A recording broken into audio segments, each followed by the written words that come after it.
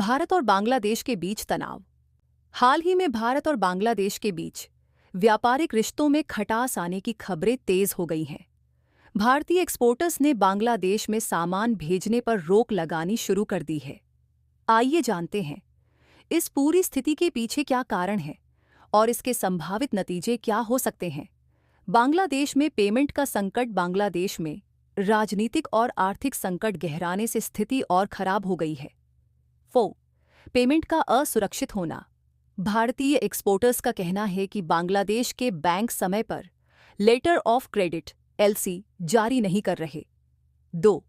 बैंकों की खराब स्थिति। मूडीज रेटिंग एजेंसी ने बांग्लादेश की 6 प्रमुख बैंकों की रेटिंग डाउनग्रेड कर दी है, जिनमें city bank, Dutch Bangla bank और ईस्टर्न बैंक शामिल हैं। इससे इन बैंकों पर भरोसा करना मुश्किल हो गया है। भारतीय एक्सपोर्टर्स की सख्ती।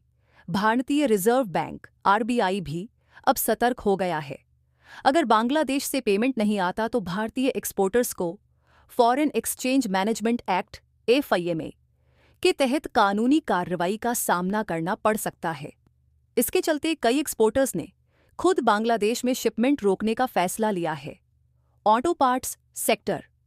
दिल्ली के 20,000 ऑटो पार्ट्स सप्लायर्स ने 15 जनवरी तक शिपमेंट रोक दिया है। खाद्य पदार्थ। पश्चिम बंगाल ने भी हाल ही में बांग्लादेश को आलू और प्याज की सप्लाई रोक दी थी।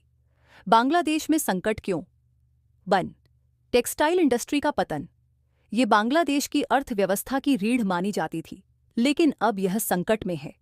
2. बढ़ती महंगाई। नवंबर 2024 में बांग्लादेश में महंगाई दर 11% बढ़ी, जिससे आम लोगों की परेशानियां बढ़ गईं। 3. राजनीतिक अस्थिरता।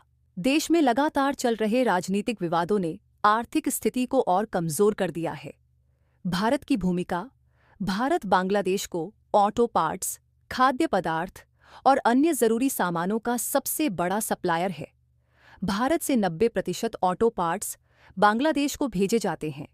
बांग्लादेश की अर्थव्यवस्था भारत के निर्यात पर बहुत हद तक निर्भर है।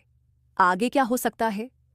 अगर बांग्लादेश जल्द ही अपने आर्थिक और राजनीतिक संकटों को सुलझाने में विफल रहा तो 1.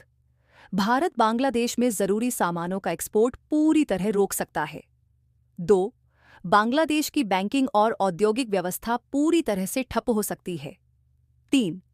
दोनों देशों के रिश्तों में और ज्यादा खटास आ सकती है। आपकी राय क्या है? क्या भारत को बांग्लादेश के साथ सख्त रवैया अपनाना चाहिए या रिश्तों को सुधारने की कोशिश करनी चाहिए? अपनी राय नीचे कमेंट में जरूर बताएं।